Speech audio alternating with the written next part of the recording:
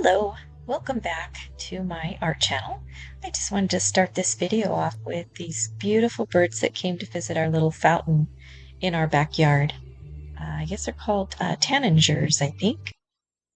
Anyway, and then I wanted to share a shot of my studio. I worked to clean it up, reorganize it, rearrange a little bit.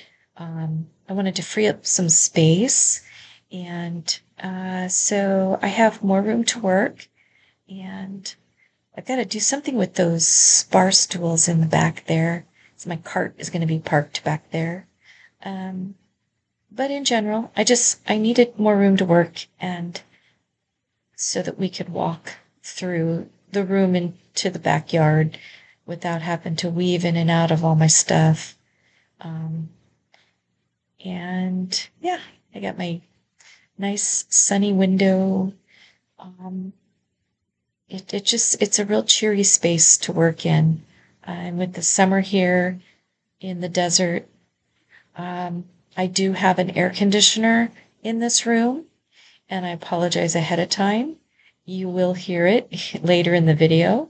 I think you can still hear me talking just fine, but I'm sure that the air conditioning noise is distracting, and it's just too hot to turn it off, but I'll have to try and do that next time. So anyway, welcome, and I'm going to talk a little bit about my painting history. So enjoy.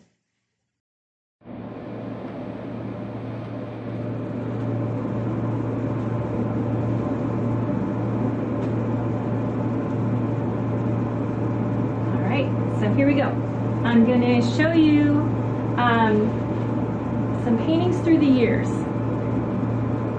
because I'm looking at where I was, where I am now, and I want to kind of take you on that journey with me. So I'm going to show you real quick a painting I did about 20, I want to say almost probably 25 years ago. So here's that one. So this one is hanging in our office. It's an oil painting. My husband wanted a ship with a stormy sky on the ocean, so that was probably my first big oil painting that I really felt good about. Anyway, so that's the first one. And then I think that the next one I did was the commission for my sister-in-law, and it was huge. It was probably about as actually probably bigger than this one. It was wider because it was to go above their bed in their master bedroom, and it was of an octopus. So I'll show you that one real quick. This was really fun to paint, and it's actually done in acrylic, and I really enjoy doing it. And my sister-in-law, my brother and his wife loved it. So there it is in the room above the bed. And then, there were pet portraits after that. I did these succulent paintings I'll show you. It's so fun to see my paintings hanging on someone's wall. It's really a thrill. So this was one of the succulent paintings I did. This one was for my second oldest daughter, and it's hanging in her house. And then I also did this bowl of lemons for that same daughter, and I really liked this one. Those were all commissioned, and I did other commissions like this one for my daughter, my older daughter. This painting is called Serenity, and I enjoyed creating this for my older daughter.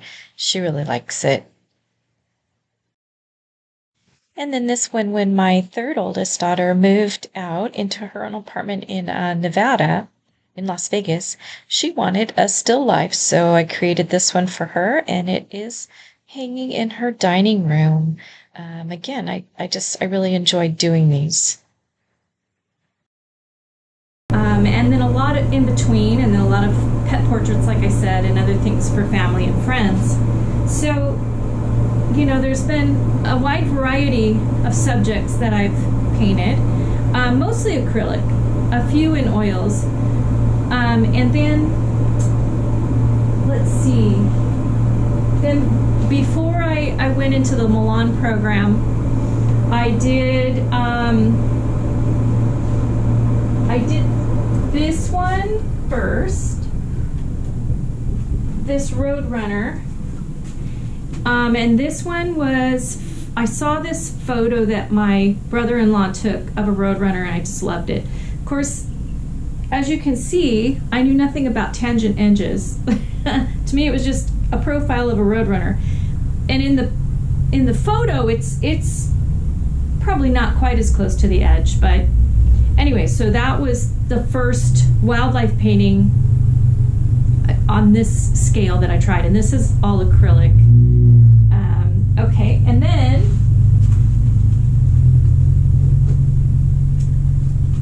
I did this one of these Highlander cows. This one was also based off of a photograph that my brother-in-law took, and this is all acrylic. And this was probably, I want to say, this one was done probably about 15 years ago, I want to say. Okay.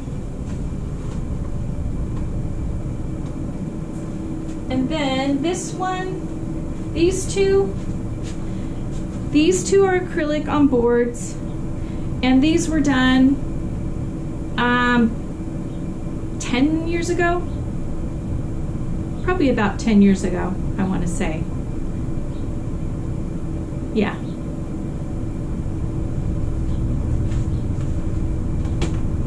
And this is acrylic on wood. This was done in 2019 when I was in college and taking one of my required art courses. And this one was hung in the Marks Art Gallery at College of the Desert for about a year. So that was kind of my first really, wow, cool, somebody liked my stuff and they wanted to put it up. That was kind of neat to be invited to hang this up. All right, so flash forward to the Milan program. And I graduated from the Milan program a year ago or so, right around a year ago, almost a year ago. And the rest of these paintings are after the Milan program. But I want to start with a story. I'm going to tell you a story real quick, and then I'll share the story behind some of these paintings. So my experience in the Milan Art Institute program I've already shared, and it was really, really worthwhile, great experience. One of the things I struggled though with is I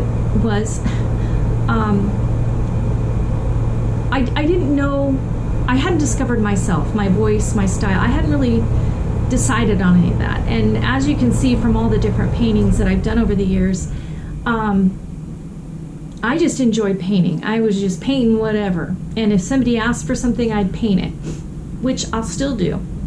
But as far as painting what I want, I was always trying to paint what other people liked.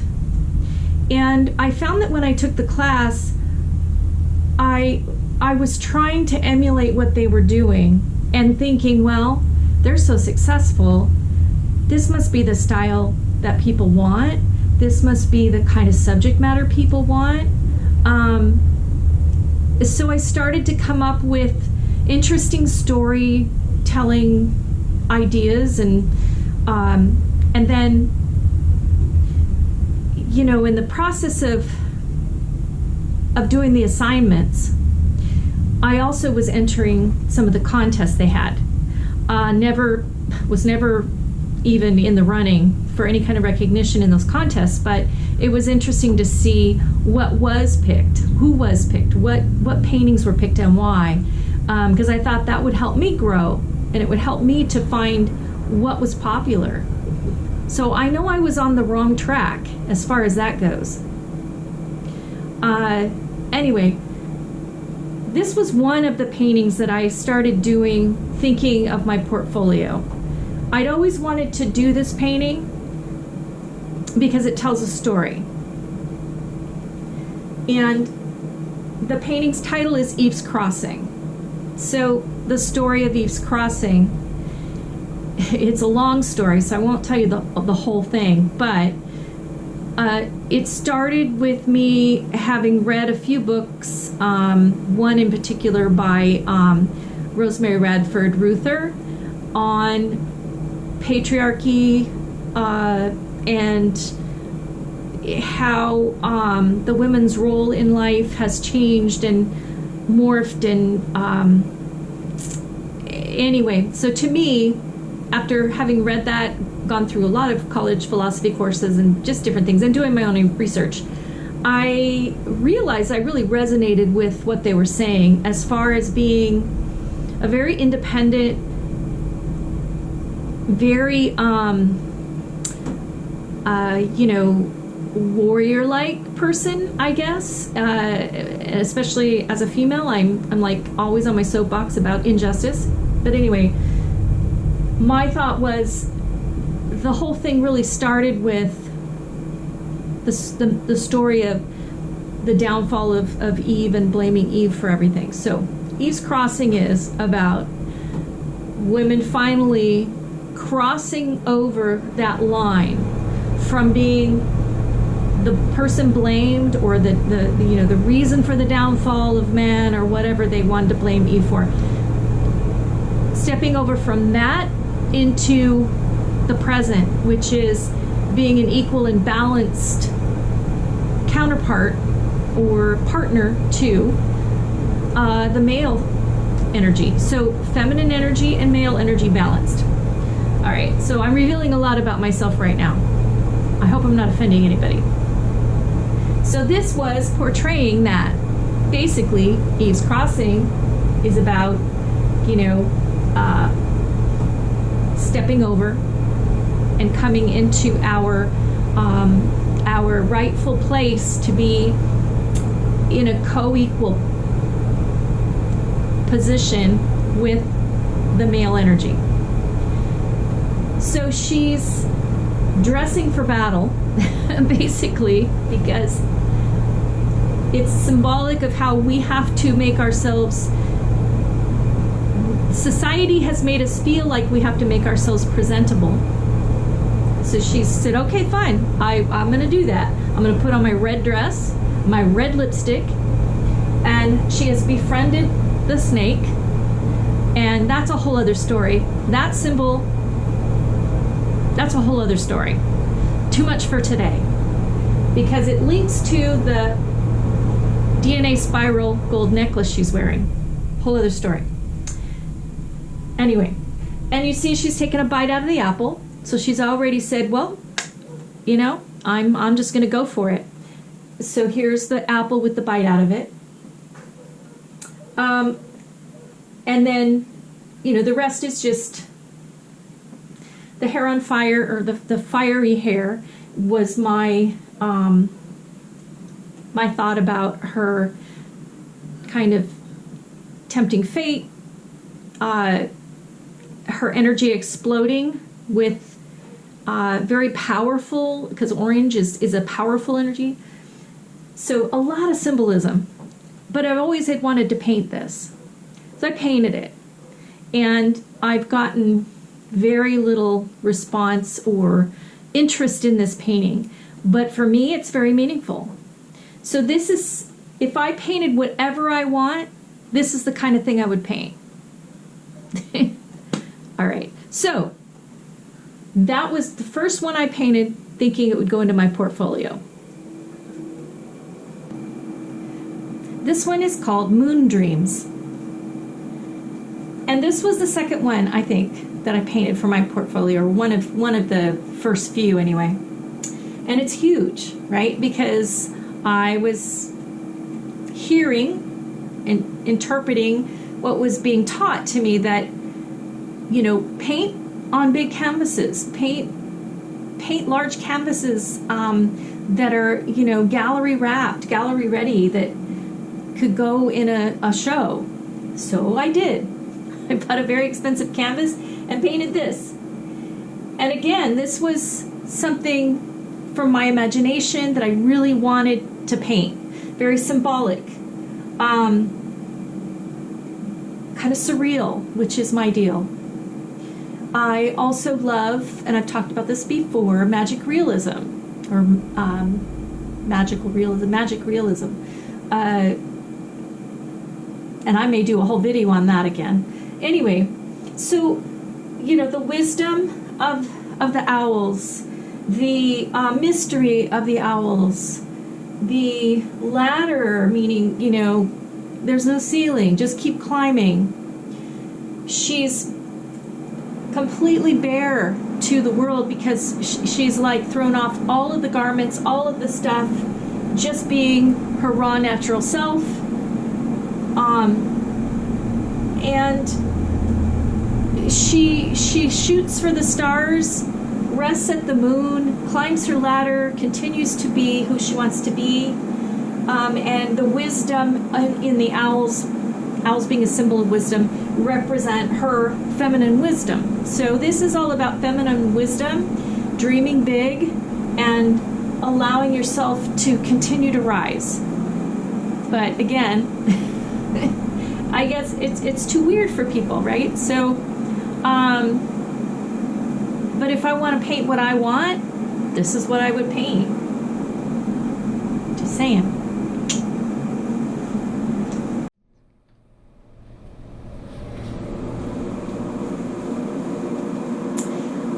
Okay, so once I graduated, I finished a portfolio that was all women in power, things like that.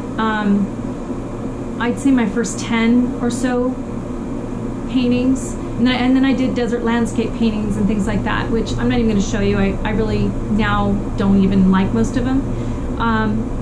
It seems like I started to gravitate toward the animals again, and you know, this one, my mid-century modern roadrunner. I painted this for an art show, and it was a what do you call it? A juried art show. Gosh, I couldn't think of the word. Juried art show that here in the desert, and they ended up canceling it. But this was my first attempt at an true abstract background. I did a few others, but this one kind of kicked off the idea of wanting to put animals on an abstract background. So I really like this one, but again, doesn't seem to be much interest in that, but I like it. So, and you've seen where that took me with other paintings. This one, the horse with the abstract. So this one, a lot of people like this one.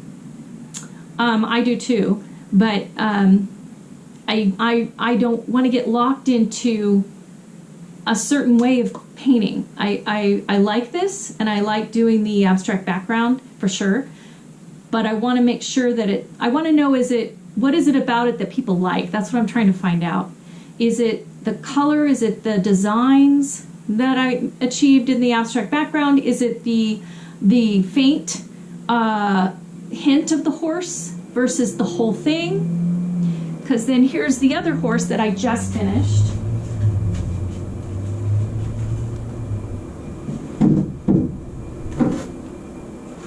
So I just finished this one, and this is part of my Animal Spirit series.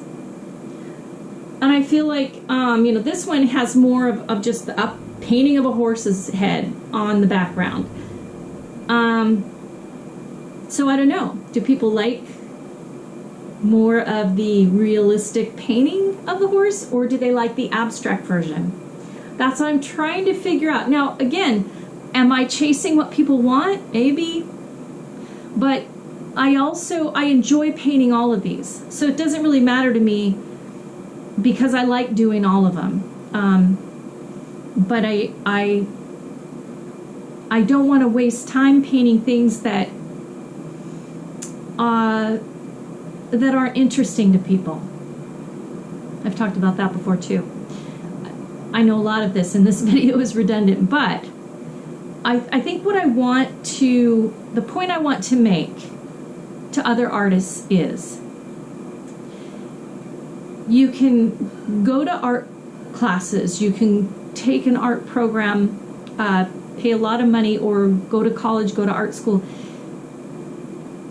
All of that is great because you need the technique and you need the training and you need to learn all of the steps and all the basic stuff. But when it comes to really stepping out there and starting your own career as an artist, you have to at some point allow yourself to be you. And there's going to be that little bit of time where what you want is not necessarily what the mainstream wants. So what you want to paint, what you enjoy painting, may not be what the mainstream wants. But as you continue doing what you like and what you want, you're going to find people say, oh my gosh, I really like that. You'll start to see patterns of things that you do that resonate with other people. And that helps guide you kind of what track to go down. And it doesn't mean you can't change it up later. It just means that as you're developing your skills, people will comment on things and just make a mental note or even keep actual notes about what people say about your paintings. I do that. I pay attention to what people say they like. And at the few shows I've done, I've asked, well, what do you like about it? You know, give me some detail. What is your favorite thing about it? Having that conversation helps to not only inspire interest for the person, maybe they're thinking of buying it, but it also helps you to collect that data you need to know, okay, well, what are people really liking? What are they into?